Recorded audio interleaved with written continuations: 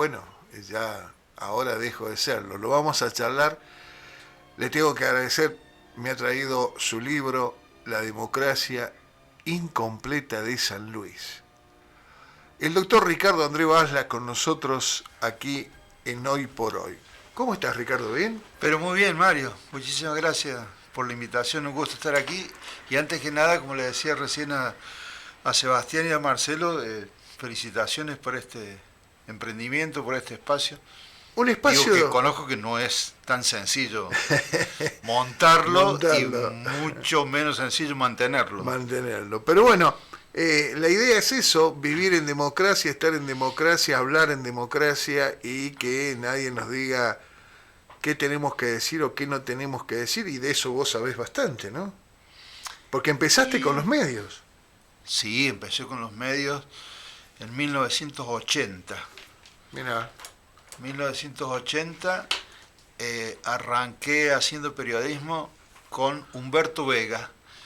El Pícaro Vega. El Pícaro Vega, cuando lanzó la revista, me parece que era semanal, Enfoques Mercedinos. Ajá.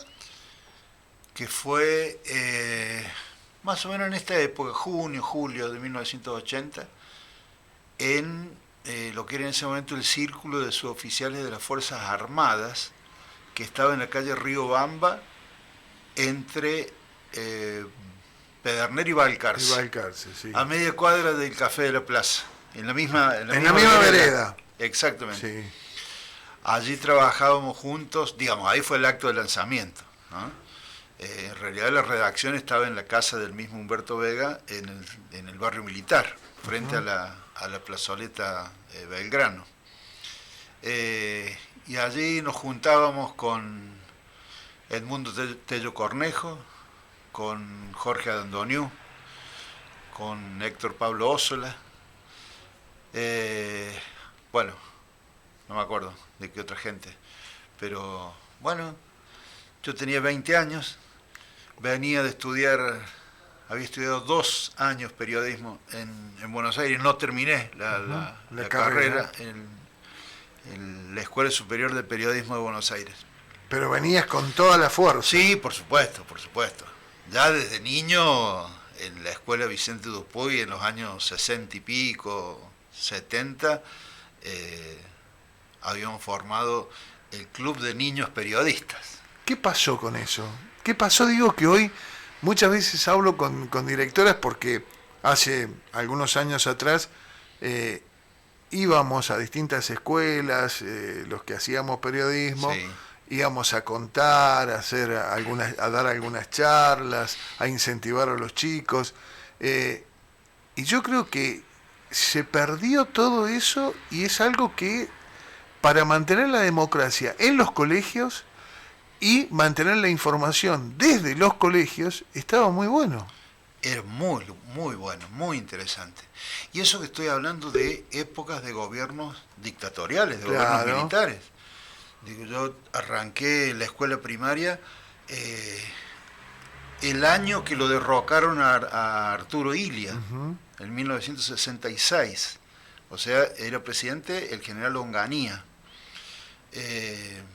Digo, por ahí uno piensa, a ver, ¿cómo puede ser que en esas épocas se generaban esos ámbitos de participación y de discusión? Me parece que, no despotrico para nada de la tecnología, pero me parece que el avance tecnológico, la aparición de las redes sociales, digo, creo que ha modificado sustancialmente la forma de comunicación, lo cual es una obviedad lo que estoy diciendo. Pero han modificado no solo la forma de comunicación, sino la forma de vinculación de las personas y la forma, a ver, valga la redundancia, de formación, o el modo de formación de los niños, de los adolescentes, y naturalmente la forma en que se desarrollan los planes educativos. Ahora, fíjate vos que todo esto que decís, tenés razón, pero se perdió una forma.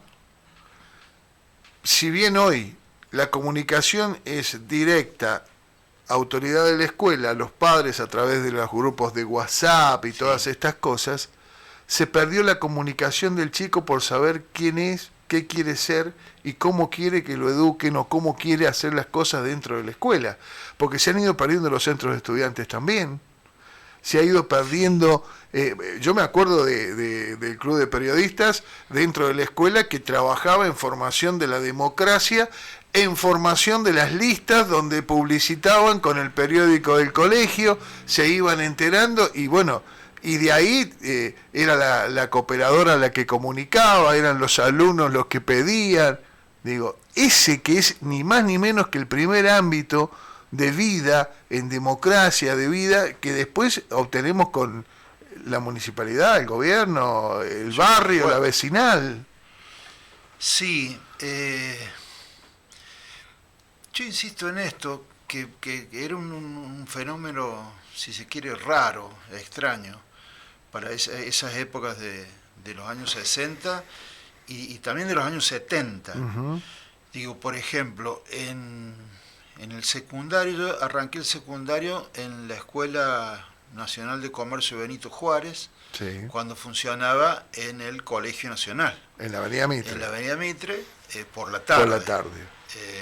Entonces nos llamaban los inquilinos. ¿Ah, sí? Ese era He escuchado muchas cosas, pero no. El apodo, si se quiere, despectivo. Despectivo, sí. De, por ejemplo, quienes iban al Colegio Nacional, que eran los más aseñorados, Sí. O de los peluqueros, que eran quienes iban a la escuela normal, porque usaban guardapolvo blanco. Ajá, Entonces, mira. al menos los de la Escuela de Comercio les contestábamos que, bueno, nosotros éramos inquilinos, pero ellos eran los peluqueros. Los peluqueros, mirá vos. Digo, por ejemplo, en esa época, año 73, cuando, a los poquitos días, a los 2 días de las elecciones del año 73, yo comencé la escuela secundaria. Y lo tuve de profesor a quien había sido electo intendente municipal, al escribano Mone Ruiz. Mone Ruiz. Y era precisamente en la materia educación democrática. Ajá. ¿Ah? Y también teníamos otra materia que se llamaba ERSA, Estudio de la Realidad Social Argentina. Uh-huh. Allí realmente me di cuenta que el periodismo iba a ser lo tuyo. Iba a ser lo mío. Porque se basaba esa materia, creo que la dictaba, al menos a mí me tocó, con el doctor Luis Echevarría, abogado, fallecido hace unos 10, 15 años aproximadamente. ¿En qué se basaba? Teníamos que elegir artículos periodísticos a nuestro gusto. Digo, de política internacional, nacional, sí, local, de tecnología, de lo que fuere. Bueno, esto nos llevaba a leer diarios, sí, a comprar los diarios. Bueno, que en la mayoría de las casas se compraban los diarios. Sí. Digo, yo tenía por misión en mi casa, cuando mi padre volvía de la Quinta Brigada, tenía que estar ya comprado el diario La Razón, que era el diario del día anterior. Claro. Porque salía La Razón, la quinta edición de La Razón de Buenos Aires en la tarde, y llegaba acá a Villa Mercedes en la mañana. Bueno, mi padre llegaba a casa 2 y media de la tarde, y yo en la mañana tenía que haber comprado el diario, por ejemplo. Uh-huh. Bueno, pero no me quiero escapar del tema. Era un fenómeno extraño porque en épocas difíciles, como digo, esos años, 73, 74, 75, con lo que fue el fenómeno, la primera gran debacle económica que fue el Rodrigazo, todavía con el gobierno constitucional de María Estela Martínez de Perón, luego el golpe de Estado, Videla, bueno, todo eso, el Mundial de Fútbol del 78, y sin embargo, pese a todo, inclusive de cosas que nos enterábamos que sucedían,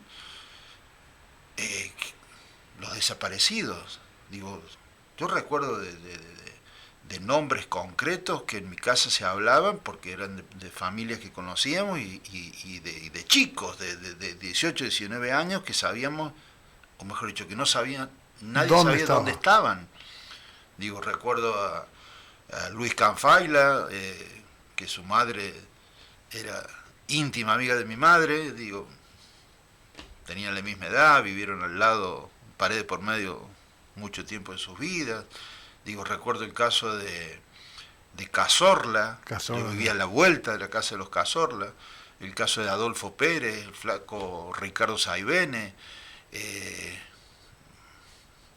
la flaca Ana María del Bosco, Sí. Digo, todas personas jóvenes, que estoy hablando de una ciudad en ese momento, Villa Mercedes, de 40.000 habitantes, Claro. como mucho. Estaba por decir 30 y algo. Sí, 40.000 sí, habitantes. sí. Como mucho. Donde se conocía todo el mundo Claro. mundo sabía dónde venías, qué hacías, cómo venía la jugada.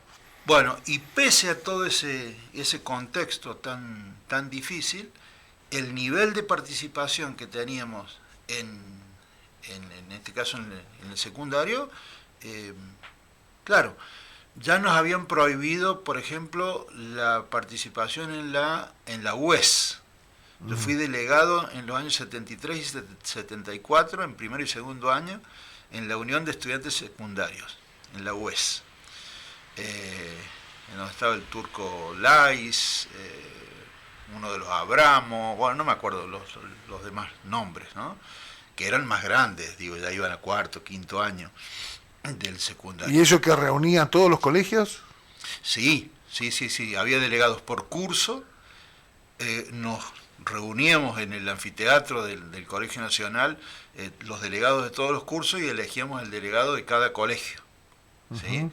Y luego, digamos, a ver, que en ese momento las escuelas secundarias que había en Villa Mercedes eran la Escuela Normal, el Colegio Nacional, la Escuela de Comercio Benito Juárez, la Escuela Industrial, Sí. o sea, el Agustín Mercado, y lo que llamábamos por entonces la Escuela Profesional. Que era el ENEN número 2. Claro, Nicolás Averrondo de Quiroga. Exactamente. Esas eran las 5 escuelas secundarias.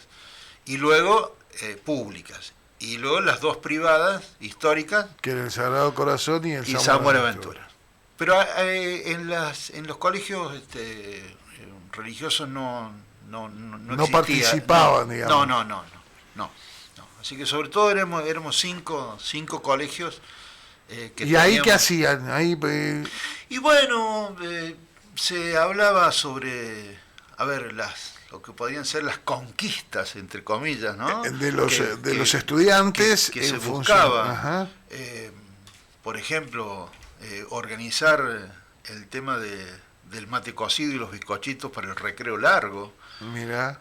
Digo, cosas muy simples. Bueno, cosas muy sencillas. simples, pero que te daban la participación y te hacían sentir importante dentro de un sistema del cual después podías pertenecer o hoy podés pertenecer. Digo, Sí. que de ahí han salido políticos, de ahí ha salido gente, como dijiste vos recién.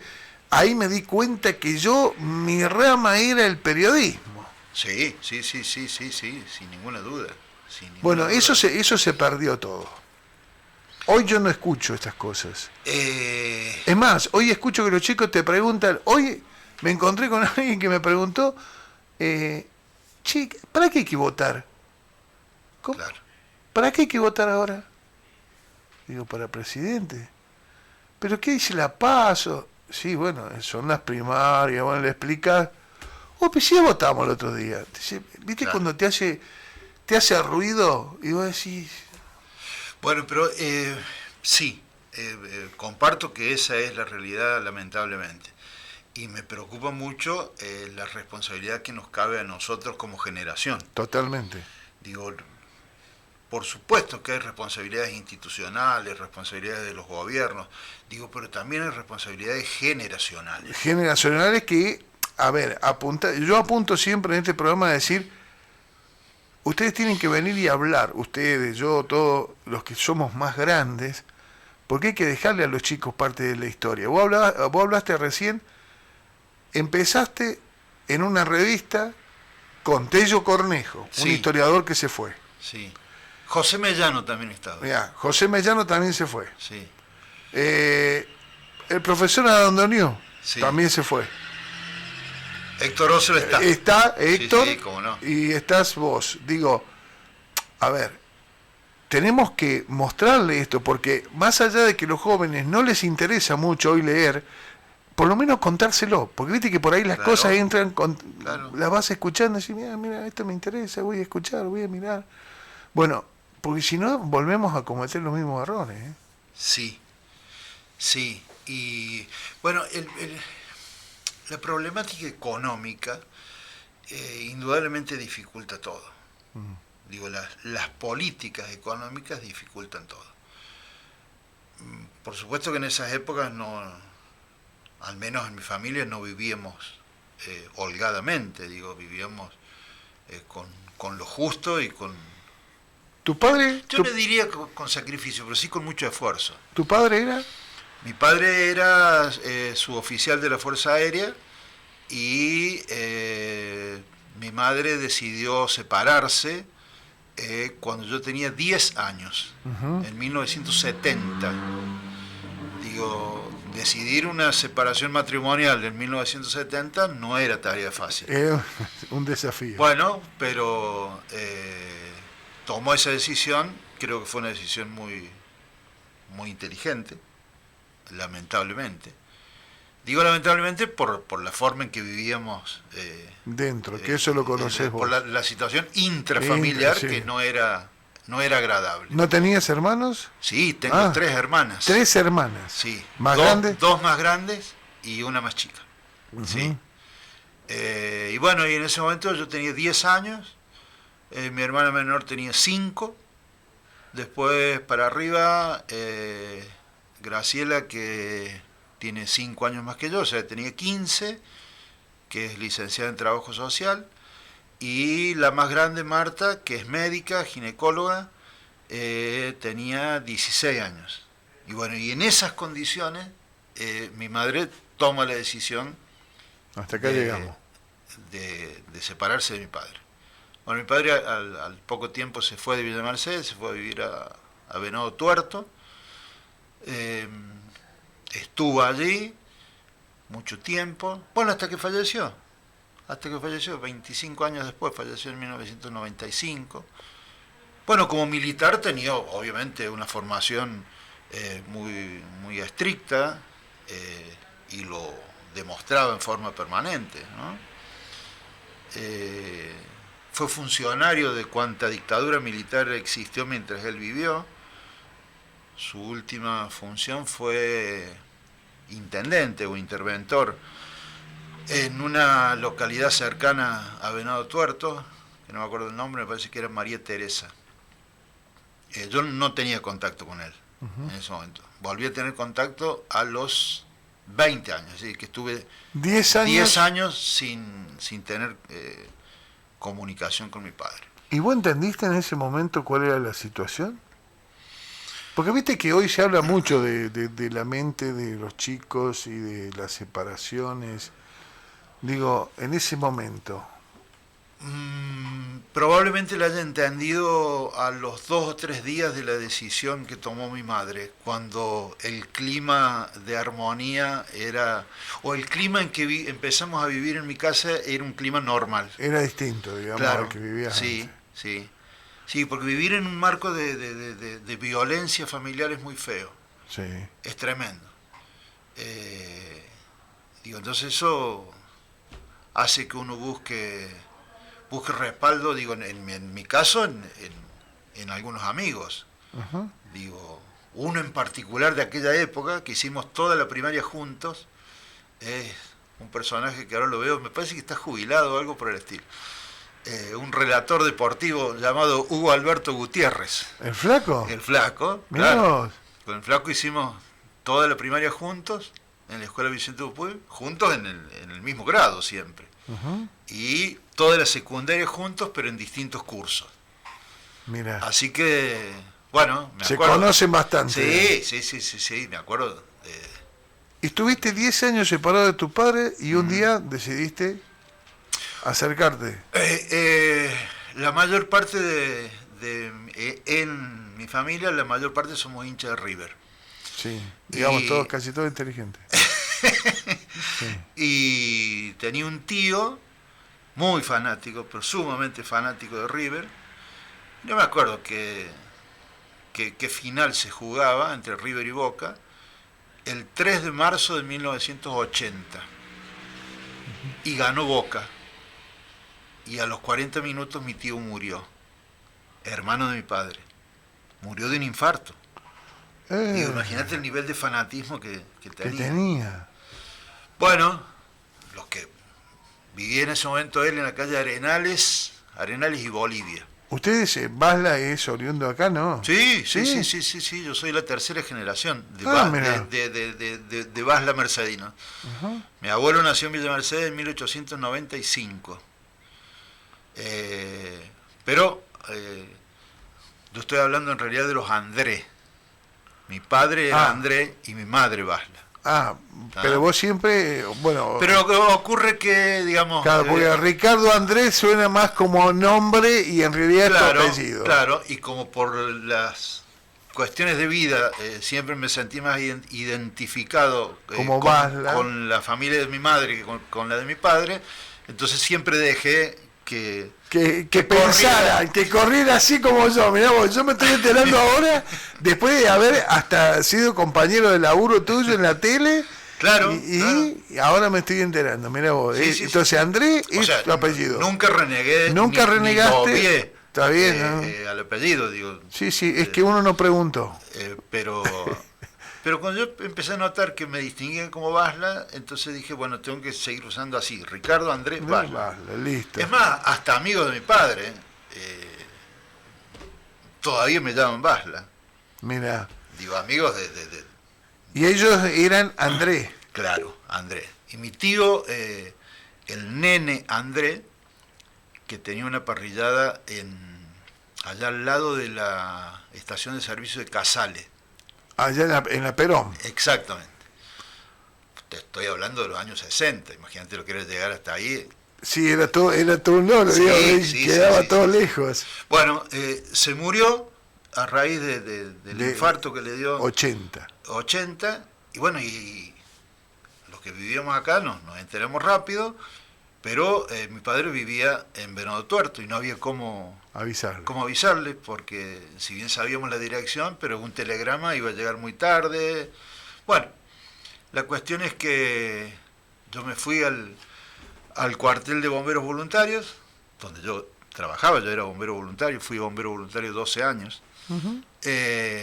Y ahí con Jorge Barroso y Miguel Gurméndez nos pusimos con los equipos de radio en la puerta del cuartel de bomberos hasta que logramos comunicarnos con los bomberos de Venado Tuerto.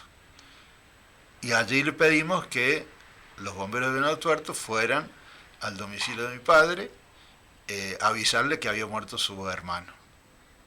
Y al otro día él ya estaba aquí. Mira. Y a raíz de eso nos encontramos. Mira. Y esa misma noche nos fuimos a comer una parrillada, mi padre, el Lalo Estrada Dubor y yo, a lo Nigra, en la ruta, en la ESO. Sí. Allí me reencontré con mi padre después de 10 años. Mira vos, 20 años tenías vos ahí. 20 años tenía yo. Mira vos. Sí.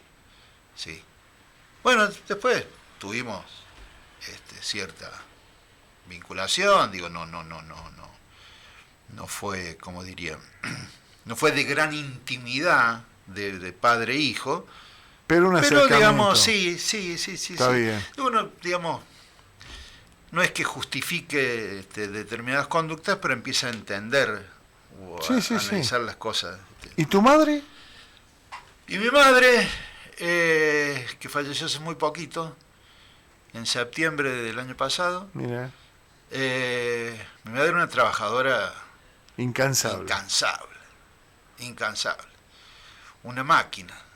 Imagínate, una máquina que trabajando como empleada de comercio mantenía a dos que estábamos en la escuela primaria, a mi hermana Graciela que estaba en el secundario y mi hermana Marta que ya se había estudiado a Córdoba, medicina. Y bueno, que no era fácil para nada que un chico se fuera afuera. No. Era porque hoy muchos nos quejamos, decimos, uy, se te va. Antes era peor todavía, había menos comunicación, menos llegada, más caros los alquileres, era y los temores de esos momentos. de la incomunicación, porque la comunicación era por carta una vez por semana. Sí, y las urgencias eran por telegrama, como dijiste recién Claro, vos.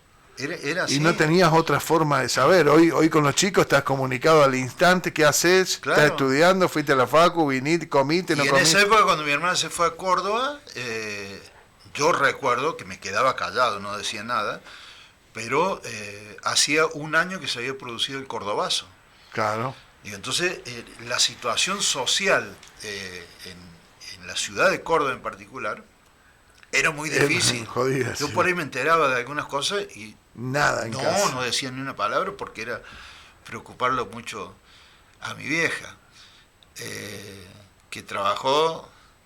Bueno, nosotros subsistimos el alejamiento de mi padre vendiendo churros y pastelitos. Cuando vivíamos en la calle Salta e Italia. Porque se fue tu viejo y se fueron del quedamos- barrio militar. No vivíamos en el barrio militar. Ah, no vivías ahí. No. Vivías en la calle Salta. Salta e Italia. No, y no vivíamos en el barrio militar producto de la particularidad del carácter de mi padre, que no quiso inscribirse para no estar cerca de sus colegas. Mira. Sí vivimos mucho tiempo en una casa muy linda en la esquina de, casi en la esquina de Maipú y 9 de Julio, Sí. donde ahora vive el ex diputado Calín Leme. Ajá. Bueno, pero por distintas circunstancias de la vida, mi padre perdió esa casa en una timba, Mira vos. perdió la casa. Entonces, Jugaba. Sí. Sí, tuvo una vida muy difícil.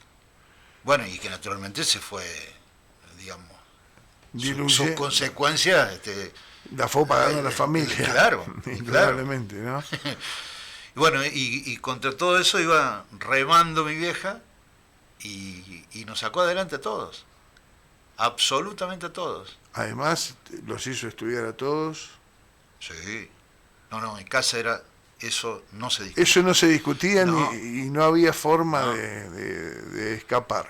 En una oportunidad, algo que finalmente resultó muy gracioso, porque en principio a mí me preocupó muchísimo. Era una noche de invierno y estábamos mi hermana menor, mi vieja y yo, cenando. Y mi hermana tendría 14, 15 años. Y dijo, he tomado una decisión. La miramos, por supuesto. ¿Qué será? Le preguntó mi vieja. No voy a estudiar más. Iba a la escuela normal, no sé, segundo, tercer año. ¿Ah, sí, no voy a estudiar? No voy a estudiar más. Bueno, está bien. Mi madre le dijo, hacé como vos quieras. Yo dije, esta mujer se volvió loca. ¿Qué pasó con Pero los principios? no pregunté ni dije Nada, ni una palabra. lo había que meter Bueno, bocado. cada uno a dormir, ¿sabes? Y como a las 7 de la mañana yo escuchaba un griterío en el dormitorio de ella, porque dormían en el mismo dormitorio ella y yo en otro. ¿Qué había ocurrido? Que mi hermana se quedó mirando televisión como hasta las 3, 4 de la mañana. Casi Bueno, no. hasta la hora que cortaba. Cortaba la televisión, transmisión. claro. Digo, por eso- Total, yo mañana no voy a estudiar. Claro. Entonces mi madre la despertó. Para ir Y a la le dijo, escuela. nena, tenés que levantarte. No, si yo no voy a la escuela. No hay ningún problema. Pero te tenés que levantar para ir a buscar trabajo. Porque ¿estudiás o trabajás? Así de fácil. Claro. Así que nunca fue tan dormida a la escuela. A la escuela y con tantas ganas de volver a la escuela. ¿Eh? Bueno, ahí entendí, digamos, esa lección de mi madre fue notable. Digo, que a una hora, digo, ya se está por jubilar de profesora de inglés. Es una eximia profesora de inglés. Tu hermana, Mi hermana, la que quería dejar de estudiar. que no quiso, no iba a estudiar más. Fue muchos años de profesora en la escuela de Fraga. Ah, mira. Sí. Y bueno, ha hecho muchos viajes a Inglaterra, sobre todo. esos viajes de intercambio, de estudio. Es una apasionada del inglés. ¿Cuándo te picó el bichito de la política? ¿O siempre estuvo? Sí, siempre estuvo. Sí, siempre estuvo. Sí, si no, no recordaría, digo, las elecciones de 1973. Yo tenía 12 años. 12, 13 años. Digo, recuerdo hasta los candidatos de aquella época. Digo, por ejemplo, Héctor Pablo Óssola en ese momento fue candidato a intendente por el Movimiento de Integración y Desarrollo, por el MIT. El MIT. Héctor Bartolomé Becerra, el suegro de Walter Ceballos, el padre de Evelyn Becerra, fue el candidato a gobernador.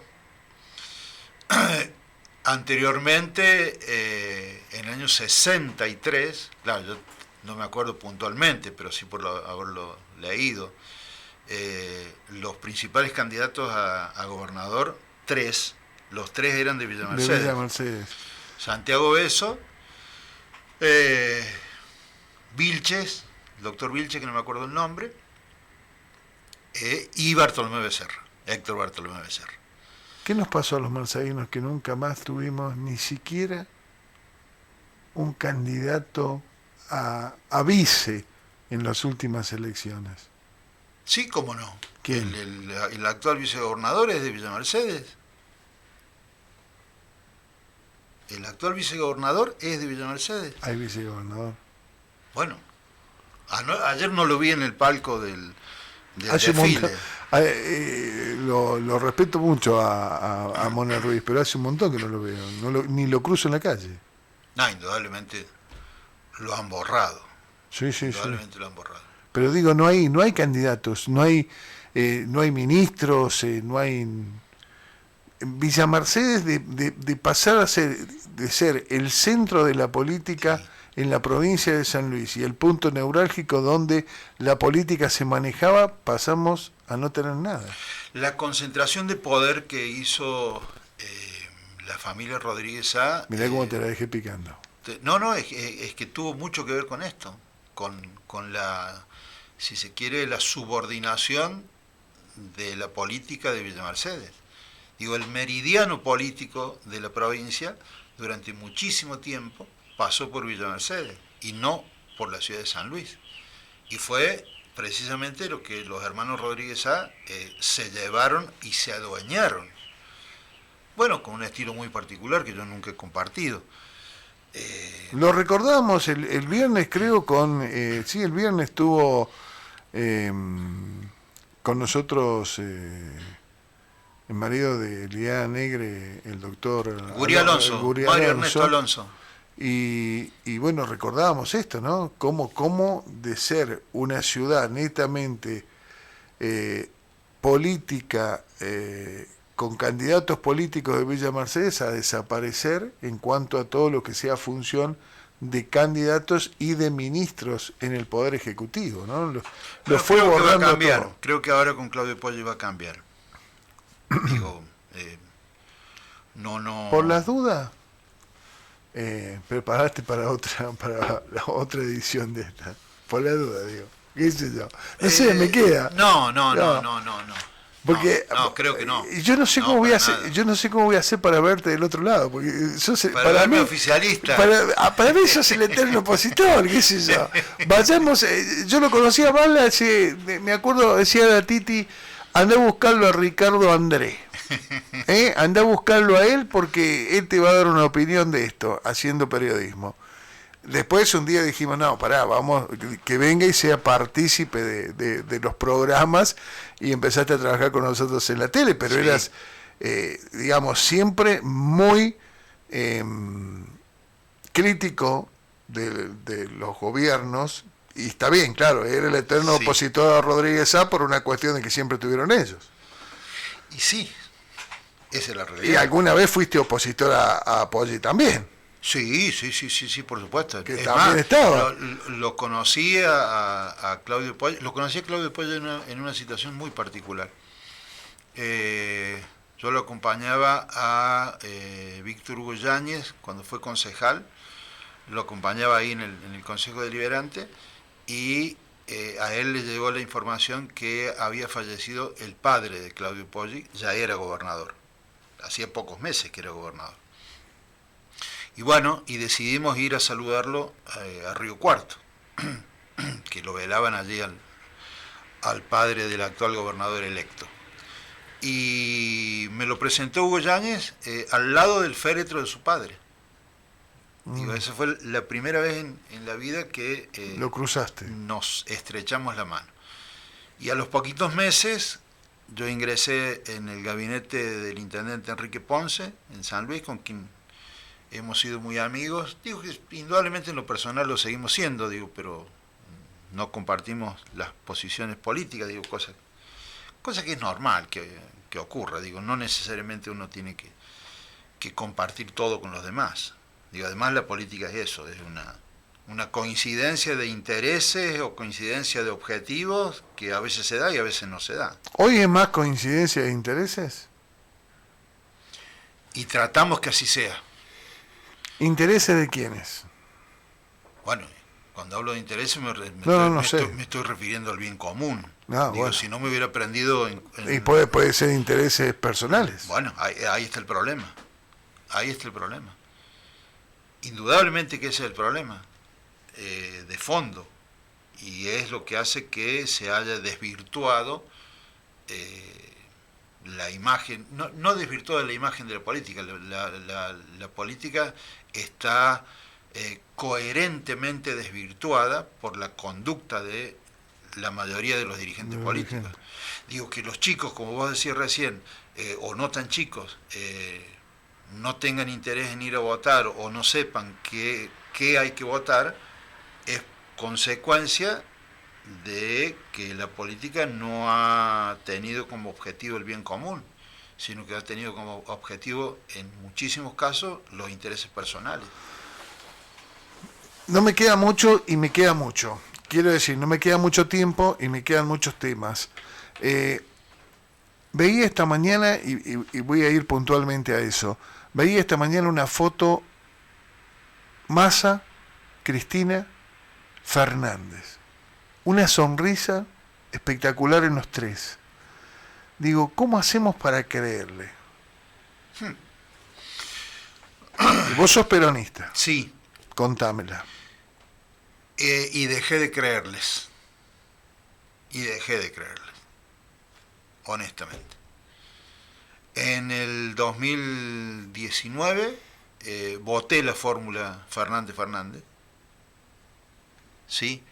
Del mismo modo en que también lo voté a Claudio Poggi en ese momento. Pero lamentablemente, para lo que yo siento, para lo que yo pienso, para lo que a mí me gustaría, esto cambió todo. Digamos, los personalismos, digo, a mí me generan mucho rechazo. Digo, en algún momento de mi militancia política en el Frente para la Victoria,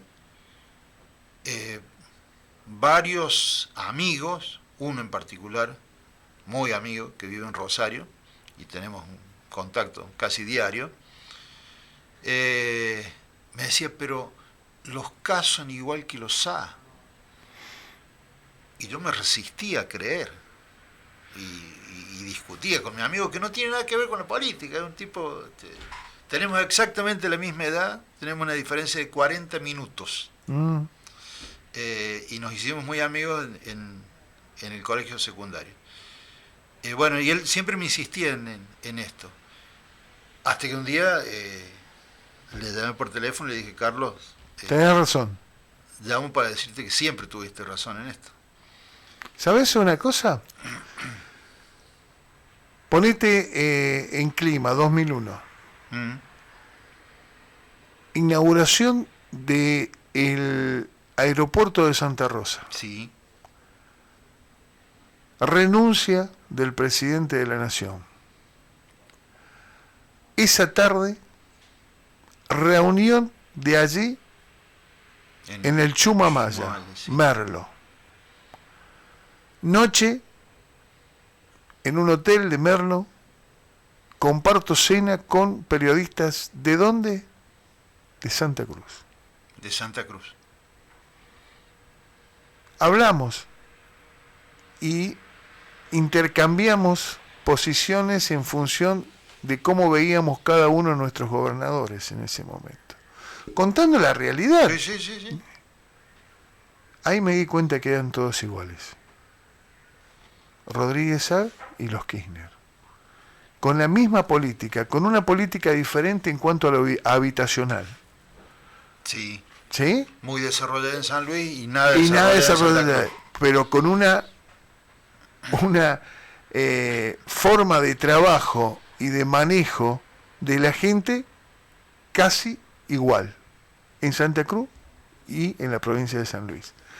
Cuando yo les contaba, los periodistas me decían, sí, y tal cosa, sí, y tal cosa, igual. Sí, ¿me entendés? Y el periodismo acá, sí, allá también, así, ¿me entendés? Y ahí me di cuenta que eran exactamente lo mismo y ambos buscaban lo mismo. La presidencia de la Nación. La presidencia de la Nación. Que no obtiene, o que sí obtiene Rodríguez Sá, por el apuro de llegar. Bueno, sin pensar. Como que se ofreció esa noche. Esa noche se ofrece, pensando que desde arriba él iba a poder estirar los 90 días Sí. y se iba a quedar. Hasta fin del 2003 completar el mandato de la Rúa. Y todos sabían que era por 90 días y lo que él tendría que haber hecho era, en ese momento, haber dejado que fuera otro para poder ir después a competir.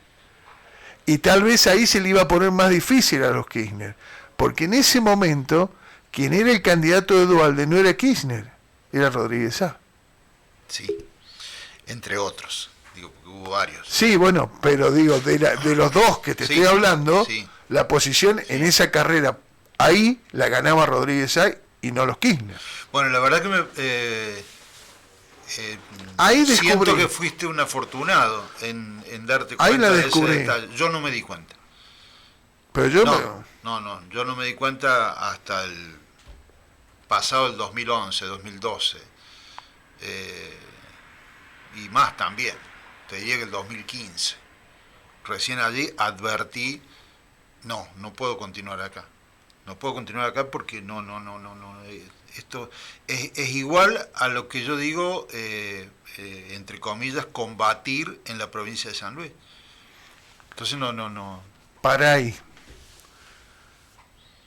Larreta. Bullrich. ¿Cuál es la diferencia? Uno es hombre y el otro es mujer. Bien.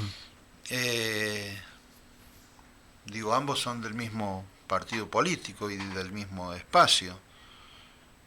Yo creo que hay diferencias en el estilo, nada más. Independientemente de que voy a apoyar al sector que ha elegido respaldar el gobernador electo Claudio Poggi. A Larreta. Sí. Uh-huh. Sí. Más que por Larreta, por Poggi. Digamos que vos elegís eso en respaldo al gobernador electo Claudio Poggi. Sí. No porque sea una elección tuya. Digamos, si fuera una elección mía, probablemente votaría en blanco, cosa que no he hecho nunca en mi vida. Jamás. Hace poquito sacaba la cuenta que el 11 de junio terminé la campaña número 26 en mi vida, campaña electoral. Digamos, cuando hablamos de campaña no hablamos de voto, hablamos de trabajar por alguien. Bueno, sí, hablamos de una posición que uno toma. Sí. Una posición, digamos, que naturalmente tiene que ser clara y concreta, es decir, con fulano, con mengano, con este o con aquel. Bueno, en esta próxima elección yo he tomado la decisión de respaldar a quien respalde Claudio Poggi. ¿Por qué? Porque creo que el próximo gobernador va a necesitar de un fuerte respaldo nacional, porque veo que vamos a recibir la provincia en muy malas condiciones económicas ya estamos en muy malas condiciones sociales. Digo, el nivel de pobreza es alarmante. Digo, probablemente sea más que el índice estadístico. Los otros días Poggi dijo, espero que me entreguen la provincia un poco mejor de lo que yo la dejé. Sí, porque la situación del 2015 era totalmente diferente a la actual. Digo, el despilfarro de dinero que ha habido, no es que haya faltado dinero en el Estado, pero sí ha habido un despilfarro extraordinario.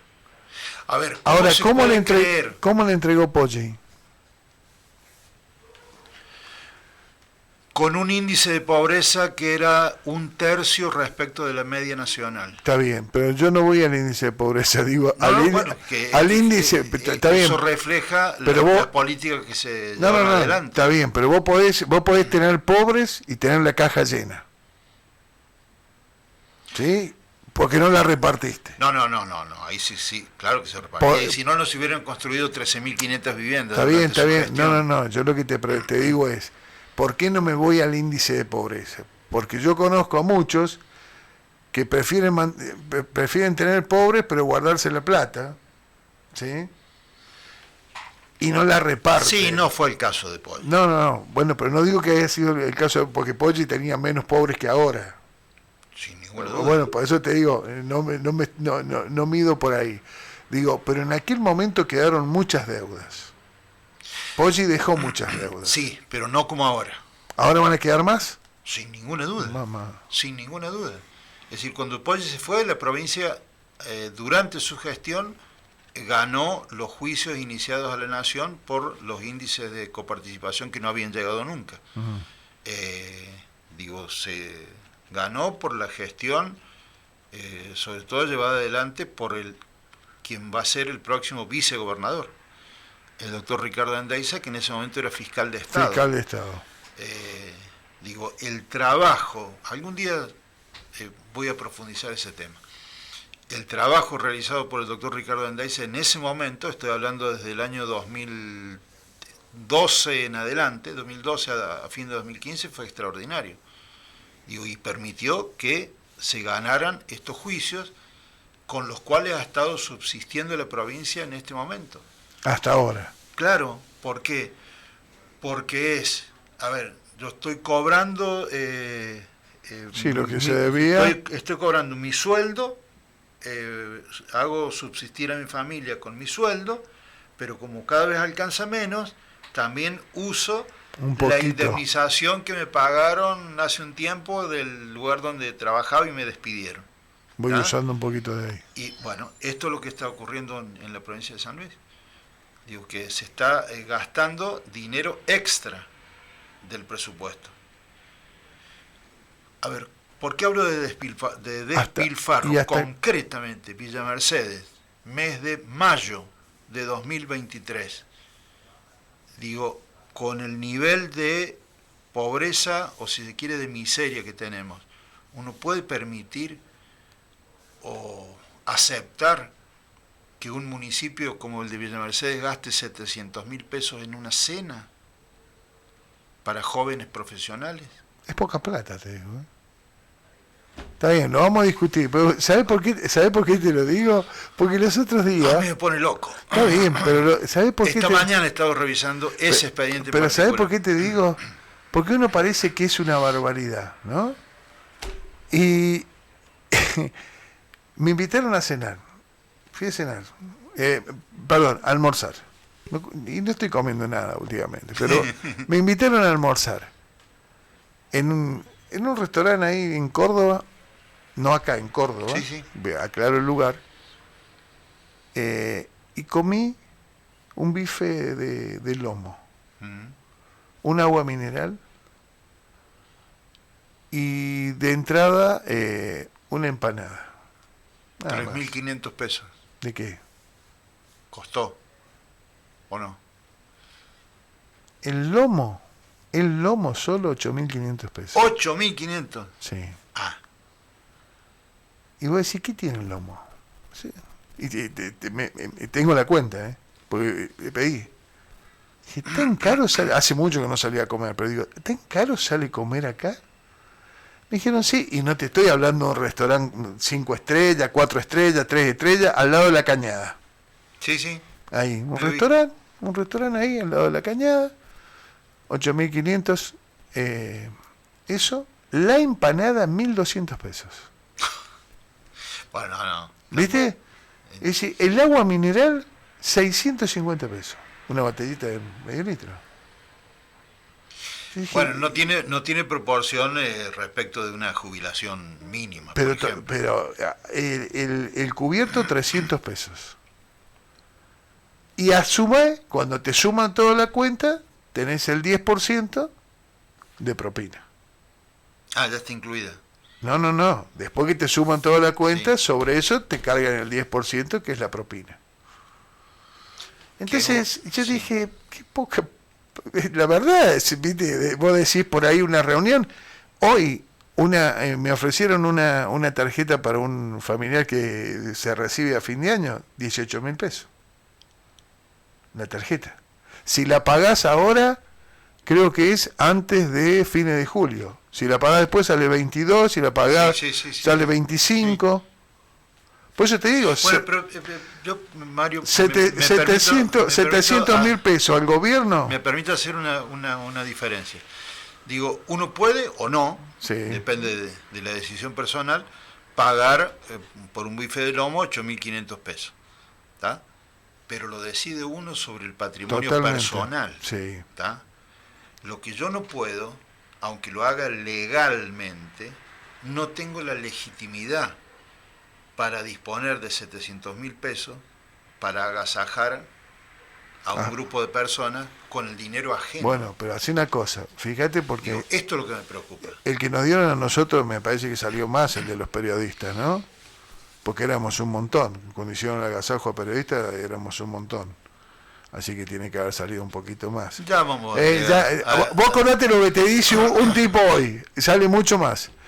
Es más, y lo digo porque me contó un pajarito, el de San Luis salió a algunos millones. Sí, sin duda. El de San Luis, Sin duda. la cena de periodistas de San Luis Capital salió algunos, mirá, no te digo, te digo, algunos millones. Y vos me decís... Bueno, estas son las cosas que hay que corregir. Y sí, sin ninguna duda, hay que modificarlas. Me queda, apenas hicimos así una cachetada por toda la pasada. Tu hija se fue, me dijiste. Mi vieja falleció el 25 de septiembre del año pasado, a los 90 años. ¿Qué te faltó? Porque vos la cuidabas a tu hija, vos estabas con tu hija. Sí, mucho tiempo. Sí. ¿Alguna vez te dijo, ¿hasta cuándo con esto de la política? Porque también tiene que haber escuchado, porque así como vos criticás, te han criticado, y como vos criticás, muchas veces han dicho cosas tuyas. Digo, eso para una madre... ¿Puedo usar un término que no sea... que no es de uso radial? Total.